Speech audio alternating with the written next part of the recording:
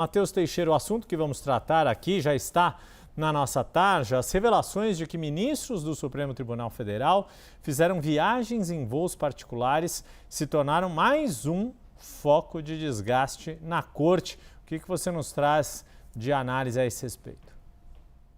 Exatamente, Yuri. Depois ali de um período em que vieram as primeiras informações sobre a relação, o contrato do ministro Alexandre de Moraes, da esposa do ministro Alexandre de Moraes com o Banco Master, as informações acerca do resort Itaiaia, ali que era da família do ministro Dias Toffoli, que vendeu para um fundo ligado ao Banco Master, parou um pouco de ter notícias sobre o Supremo deu um respiro, achou que ia sair do foco do noticiário, mas desde a semana passada uma série de revelações de jornais aqui da CNN, todas confirmadas pela gente também, que foram reveladas por outros jornais como Folha de São Paulo, Estado de São Paulo, mostram que ministros do Supremo teriam voado em aviões particulares de Daniel Workar e de outros atores, advogados, empresários com muitas relações aqui em Brasília. Isso dragou novamente o Supremo, trouxe de novo o STF para o centro da crise institucional que a gente vive aqui em Brasília por causa justamente das revelações das relações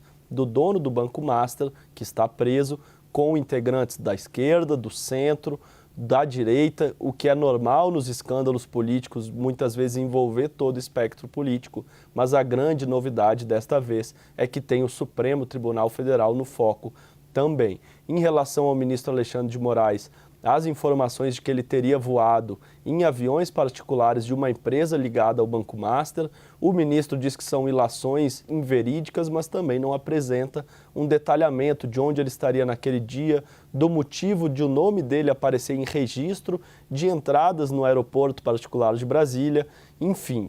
Depois, Dias Toffoli também, revelações de que teria andado em voos privados. Agora também houve a revelação do ministro Cássio Nunes Marques, que teria andado em um avião de um advogado que advogou para Cláudio Castro no TRE do Rio de Janeiro e depois o ministro votou a favor do ex-governador do Rio de Janeiro no TSE. O ministro afirma que declarou a suspeição porque é amigo particular do advogado e, portanto, não tem conflito de interesse. É, de fato, um advogado respeitado em Brasília, que atua muito no TSE, mas é impossível não vir ao noticiário esse tipo de informação.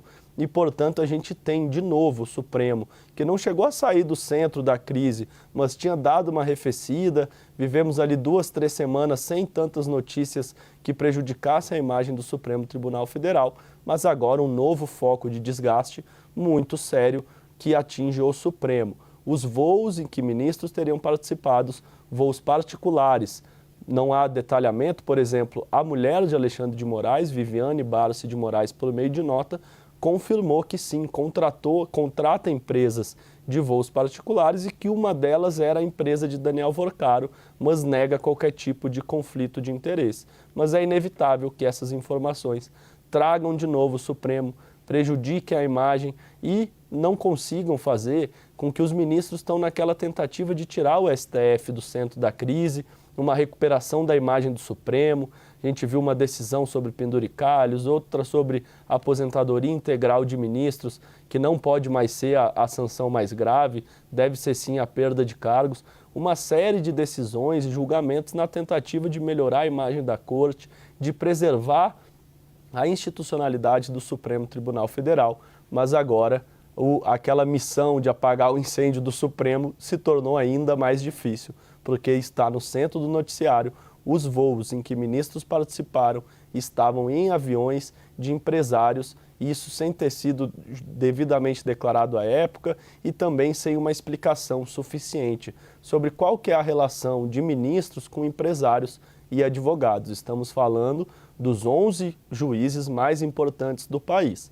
Hoje são 10, porque Jorge Messias está no processo de aprovação ou reprovação no Senado, mas é a alta cúpula do Poder Judiciário. Eles dão as palavras finais sobre todos os processos do Brasil e, portanto, como diz a mulher de César, tem que parecer honesto também, não apenas ser honesto. E esses voos levantam, suscitam dúvidas e trazem o Supremo novamente para o centro da crise. Yuri, Débora.